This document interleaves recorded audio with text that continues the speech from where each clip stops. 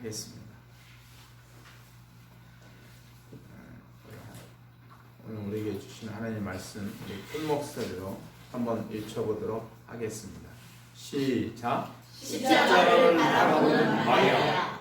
다시 한번 큰 목소리로 읽혀보겠습니다. 시작. 십자가를 바라보는 마리아. 네, 십자가를 바라보는 마리아라는 제목으로 말씀을 증거하도록 하겠습니다. 우리나라 한국 문학사에 매우 유명한 질문이 하나 있습니다. 여러분도 다 잘 아실 것입니다. 빼앗긴 들에도 봄은 오는가? 시인 이상화 선생님의 시지요. 1920년대 그 당시 조국의 현실은 참 비참했습니다. 나라를 일제에 빼앗겼기 때문이죠. 자유를 잃었고 민족의 주권을 강탈당했습니다. 한반도에 슬픔이 가득합니다. 그때 시인이 들판을 바라보는데 하늘이 파랗고 봄이 왔습니다. 꽃이 피었습니다. 새가 노래합니다. 그런데 시인은 묻습니다. 나라를 빼앗겼는데 빼앗긴 들에도 봄은 오는가? 눈앞에 현실이 절망이지만 그럼에도 불구하고 이 시인은 희망을 노래합니다. 오늘을 살고 있는 우리에게도 이 시인과 같은 질문을 해야 하지 않을까 싶습니다. 지구촌 곳곳에 전쟁이 터지고 기쁨이 사라집니다. 유가가 상승하니 모든 물가가 동반 상승합니다. 서민들은 먹고 살기가 더욱 힘들어지는데 자두나무에 꽃이 피었다고 봄이 왔다고 말할 수 있을까?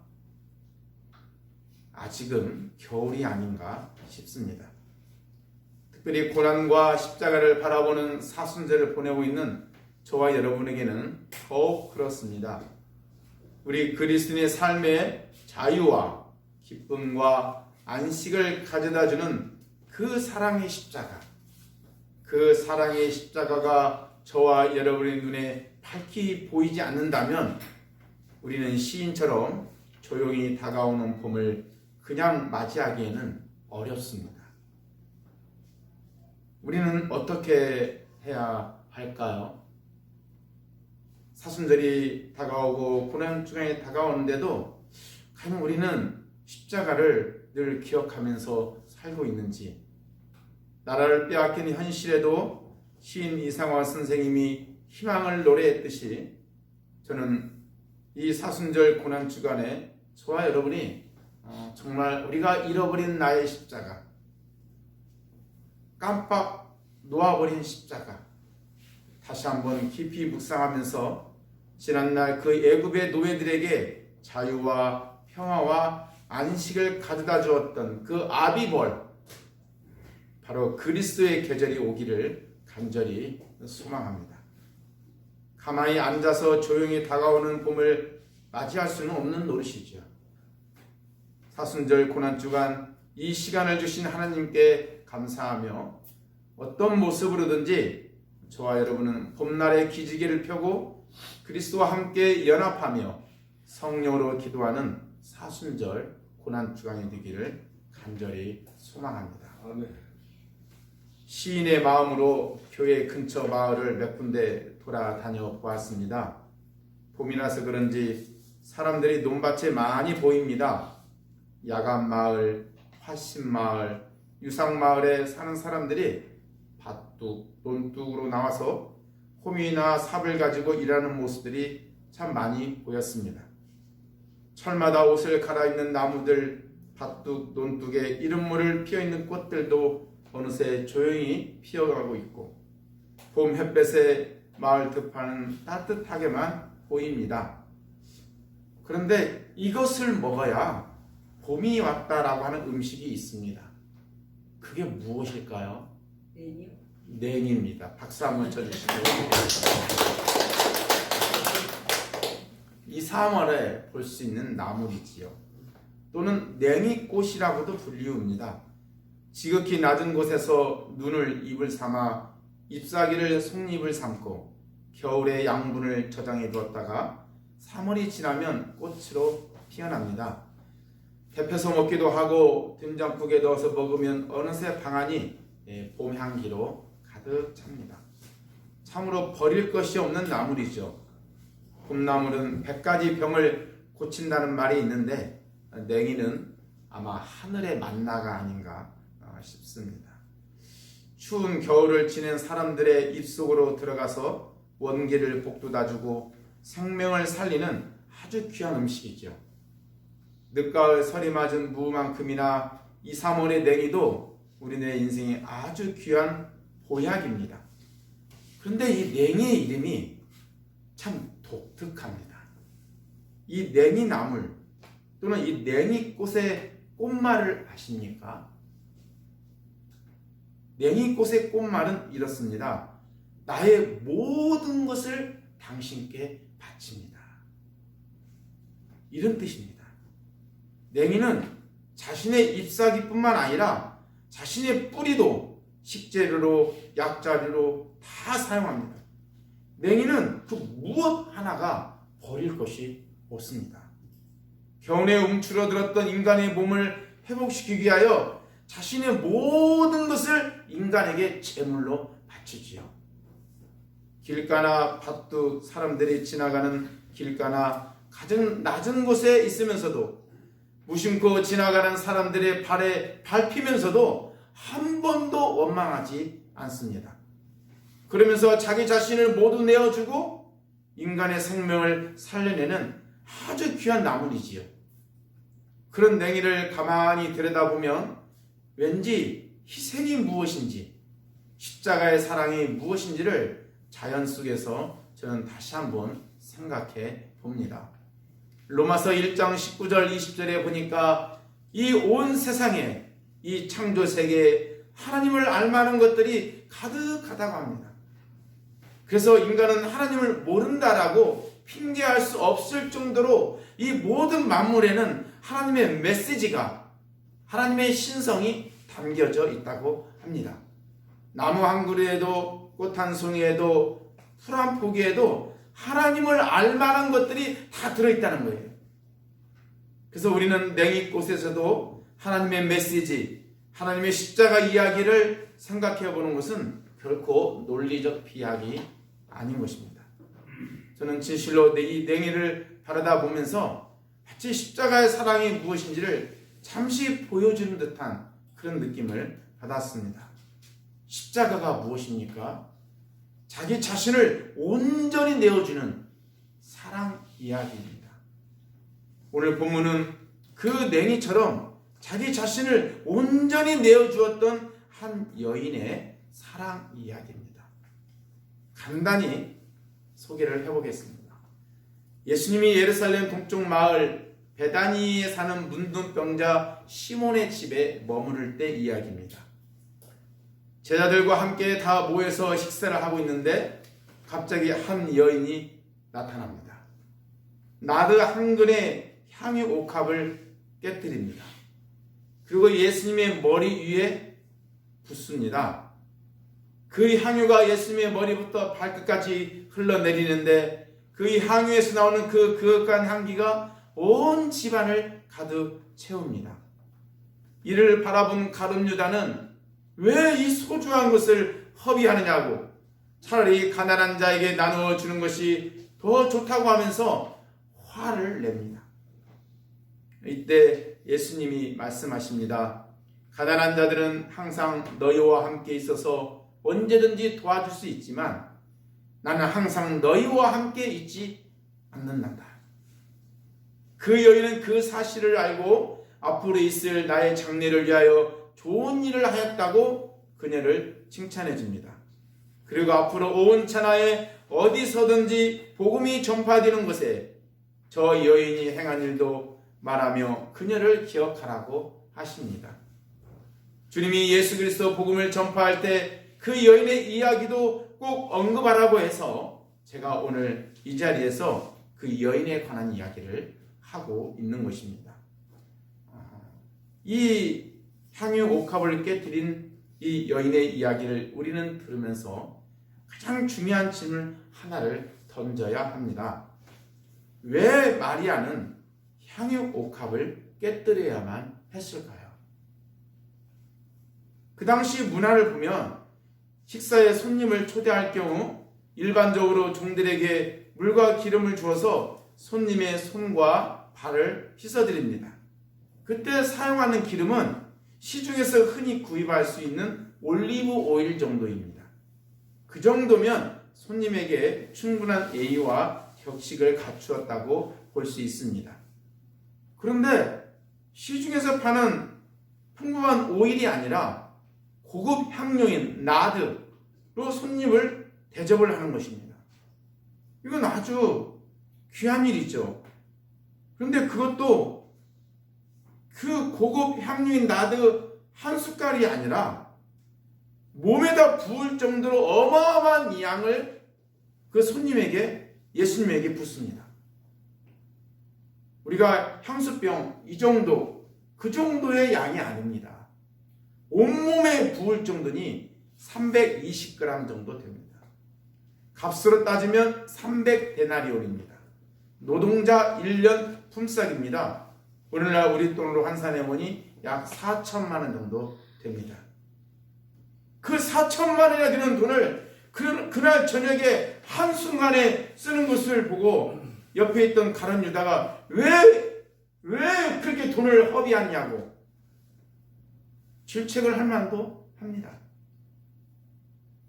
그럼에도 불구하고 마리아는 아랑곳하지 않고 묵묵히 향유 옥합을 깨뜨렸습니다. 그 향유 여러분 다 아시지요? 인도가 원산지이고 히말라야 산맥에서 자라나는 나드 풀뿌리와 잎사귀에서 추출한 아주 고급 향유입니다. 그것을 사기 위해서는 그 마리아가 평생 모아놓은 돈으로 아마 샀을 것입니다. 아니 그녀는 어쩌면 시집갈 때 사용하려고 고이 모아놓은 결혼 적금일 수도 있는 거예요. 그런데 무슨 이유로 그 소중한 것을 그녀는 깨뜨렸을까요? 그녀는 자신의 입으로 그 이유를 말하지 않습니다. 그리고 오직 예수님에게만 관심이 있습니다. 답변은 예수님이 해주십니다. 그녀는 나의 장래를 위해서 참 좋은 일을 하였다. 마리아는 앞으로 십자가에 못 박혀 죽으실 예수님을 그 믿음의 눈으로 본 것이죠. 십자가에서 죽으시고 장사 지내실 그 그리스도를 이미 바라보는 것이에요. 아, 저분이 광야에서 세례 요한이 말한 것처럼 온 세상의 죄를 짊어지고 가는 어린 양이구나. 아, 저분이 지난날 선지자 이사야가 예언했던 잠잠히 도살장으로 끌려가는 어린 양 우리 주 예수 그리스도이시구나. 마리아는 그것을 믿음의 눈으로 깨달은 것이에요. 그리고 그분의 죽음을 미리 믿음으로 바라본 것입니다. 마리아는 앞으로 십자가에 못 박혀 죽으실 예수님을 바라보면서 그 소중한 향유 옥합을 예수님의 머리 위에 붓습니다.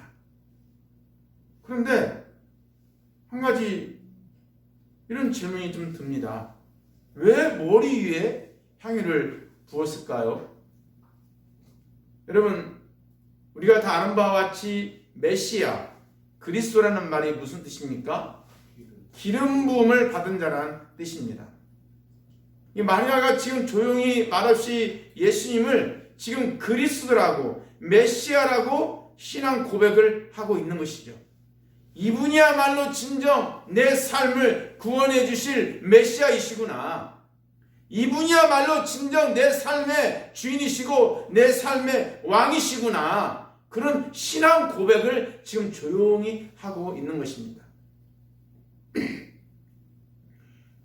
그런데 마태복음 26장이 마리아가 예수님의 머리 위에 향유를 부어드린 장면을 그리고 있다면 요한복음 12장은 좀 남다릅니다. 똑같은 내용인데 마리아가 그 비싼 향유를 예수님의 발에 부어드리는 장면을 부각시킵니다. 왜 사도 요한은 향유를 예수님의 발에 부어드리는 장면을 특별히 기록했을까요? 1세기 유대인들은 오늘날 저나 여러분처럼 구두를 신고 다니지 않습니다. 샌들을 신고 먼지 많은 길을 다니지요. 그래서 항상 발이 더럽고 먼지가 많이 묻어 있습니다. 그래서 집에 들어가면 제일 먼저 발을 씻는 습관이 있지요. 근데 그 일은 보통 종이나 하인들, 사회적으로 신분이 가장 낮은 사람들이 합니다. 그런데 마리아가 직접 주님의 발에 향유를 부어드렸다고 사도 요한이 기록한 것은 이 여인의 마음이 지금 어떠한 것인지를 보여주고 있는 거죠. 이 여인은 예수님의 발 앞에 향유를 부으면서 어떤 고백을 했을까요? 주님, 저는 이제부터 주님의 종입니다. 나는 주님의 종이라는 지극히 겸손한 모습을 드러낸 것이죠. 뿐만 아니라 더 나아가서 자기의 머리털로 예수님의 발을 또 씻어드립니다. 여러분, 여성에게 머리털이란 무엇을 상징하나요? 자신의 영광을 상징하지요. 그 머리털로 예수님의 발을 씻어드렸다는 것은 단순한 예절이 아니지요. 자신에게 돌아가야 할 수많은 영광을 예수님께 다 드렸다는 얘기예요. 자신의 영광, 자신의 명예, 자신의 가장 소중한 것을 다 주님께 드렸다는 것입니다. 전적인 헌신이지요. 사도 바울이 로마서 12장에서 말한 대로 자신의 삶을 하느님 앞에 거룩한 산 제사로 다 드린 겁니다. 그런데 이와 달리 가룟 유다는 십자가를 보지 못합니다. 눈앞에 보이는 돈, 눈앞에 보이는 현실에 급급합니다. 이게 얼마인데, 이게 얼마짜린데 하면서 가성비를 따지죠. 그리고 마리아의 헌신을 허비라고 질책합니다. 그러나 저와 여러분은 마리아의 헌신을 허비는 허비인데 거룩한 허비라고 하지요. 낭비는 낭비인데 거룩한 낭비라고 하지요. 왜냐하면 눈에 보이는 것이 전부가 아니기 때문에 그렇습니다. 사실 우리의 인생도 가만히 들여다보면 거금을 쓸 때가 참 많이 있어요. 결혼식 할 때 몇 천만 원씩 들어갑니다. 신혼여행 갈 때 요즘은 다 해외로 가지요. 아기 돌잔치 할 때, 환갑잔치 할 때, 뭔가 좀 특별히 기념할 때 사람들은 돈을 많이 쓰지요. 조금은 화려하게 궁색하지 않게 하려고 돈을 좀 많이 씁니다. 그러나 아무도 그때 그것을 낭비라고 하지 않습니다. 왜냐하면 왜 사람들은 그날 그렇게 많은 돈을 쓸까요? 그날을 기억하려고, 그 소중한 시간을 잘 간직하려고 돈을 쓰는 것입니다. 평상시에는 누구나 그러듯이 밥하고 김치 먹지요. 그러다가 특별한 날이 오면 조금 특별한 장소에서 특별한 음식을 먹으면서 약간 사칭을 해요. 그리고 축하하면서 파티를 벌이죠.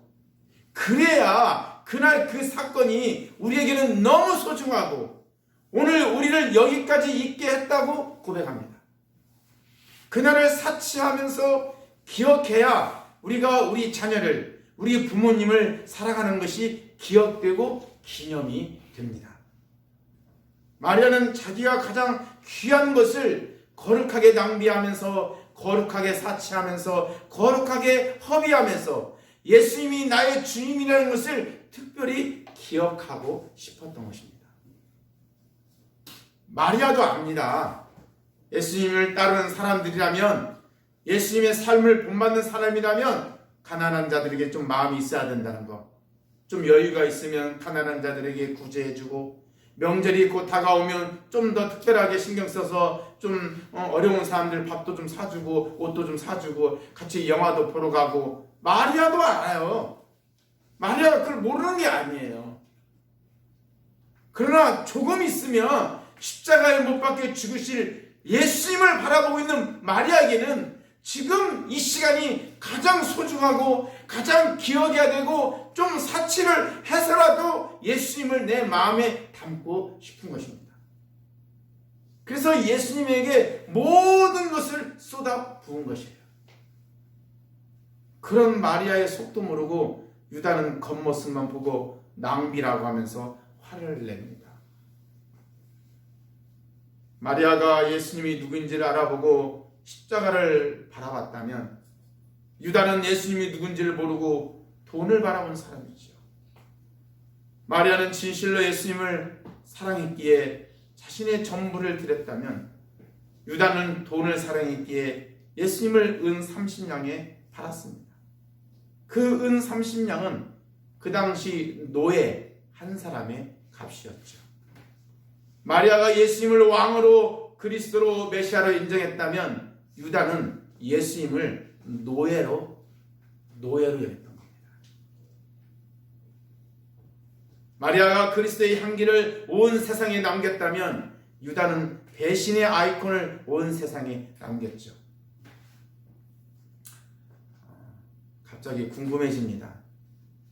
예수님이 십자가에 달리실 때 과연 예수님은 그 십자가에서 매달려 있을 때 과연 누구를 생각했을까? 이 땅에 33년의 짧은 인생을 살면서 수많은 사람들을 만났을 텐데 그때 누가 잠시 스쳐 지나갔을까? 자기의 모든 것을 걸고 예수님을 나의 주인으로 인정하고 예수님을 진정 메시아로 고백했던 그 여인이 아니었을까? 저는 조심스럽게 추정을 해봅니다.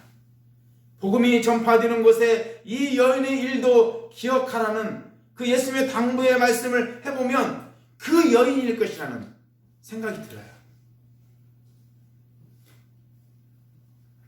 오늘 우리는 무엇을 바라보며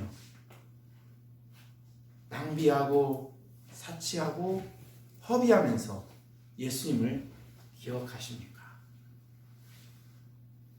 진실로 우리가 십자가를 붙들지 않고 십자가가 눈에 보이지 않고 우리가 무엇인가를 하고 있다면 그건 다 낭비입니다. 십자가가 없다면 우리의 찬양은 다 소음입니다. 십자가가 없는 우리의 기도는 다 억지입니다. 십자가가 없다면 우리의 봉사는 다 자기 자랑에 불과합니다. 십자가가 없다면 우리의 헌금은 그냥 기부금입니다. 십자가가 없다면 우리 교회는 그냥 건물이지요. 십자가가 없다면 우리의 인생은 그냥 모래 위에 집을 짓는 것과 같습니다. 근데 만약에 저와 여러분이 정말 그 십자가를 우리의 심장에 꽂고 이 피 묻은 그리스도를 바라보면서 어린 양 예수를 찬양한다면 저와 여러분의 찬양은 금과 없는 거예요. 피 묻은 그리스도를 붙잡고 기도한다면 우리의 기도는 금양모에 스며들 것이고 하나님 보좌 앞에 나아갈 것입니다. 십자가를 붙들고 나를 받아 주옵소서 그런 마음으로 헌금을 드린다면 우리의 헌금은 그리스도 앞에 향기로운 예물로 하나님 앞에 드려질 것입니다. 십자가를 붙들고 나는 무익한 종이라고 고백하면서 날마다 그리스도의 몸된 교회를 위하여 애쓰고 있다면 저와 여러분의 수고는 천국에서 해같이 빛날 것입니다. 그러나 십자가가 보이지 않는다면 우리는 유다처럼 오직 가성비만 추구할 것입니다. 바라기는 사순절, 고난주간 무엇보다도 저와 여러분의 눈에 십자가가 밝히 보이기를 소망합니다. 사순절, 고난과 십자가를 바라보는 시간입니다. 영국의 그 유명하기로 소문난 스펄전 목사님이 여러분 잘 아실 것입니다. 오늘 그가 혼자서 울고 있었습니다. 아내가 묻습니다. 여보, 왜 울어? 당신 왜 울어 갑자기? 스펄전 목사님이 이렇게 말을 했다고 합니다. 요즘 내가 좀 이상해졌어. 왜요? 예수님의 십자가를 생각하고 그렇게 기도를 하는데 눈물이 나질 않아. 내가 명색이 목사 아니야? 근데 아무리 십자가를 생각하고 기도를 했는데 아무리 고난의 십자가를 묵상해도 가슴이 아프질 않아. 내가 명색이 목사인데. 그런 나 자신 때문에 내가 지금 울고 있어. 여보, 나는 어떻게 해야 돼? 남의 이야기가 아닐 것입니다. 제 모습이기도 하고 여러분의 모습이 아닐까 싶습니다. 사순절 그 무엇보다도 나무 십자가에 매달린 예수를 바라보는 시간입니다. 우리가 그렇게 마리아처럼 예수님을 바라볼 수 있다면 빼앗긴 들의 봄은 반드시 찾아옵니다. 마귀에게 빼앗긴 평안, 마귀에게 빼앗긴 안식, 기쁨 다시 회복할 수 있습니다. 우리 마음에도 진정으로 하나님의 샬롬, 하나님의 평강이 찾아올 것입니다. 하나님이 지난날 애굽의 노예들에게 주셨던 그 진정한 자유와 기쁨과 그 해방이 저와 여러분에게도 이 아비월, 니산월의 봄날에 찾아올 것입니다. 기도하겠습니다.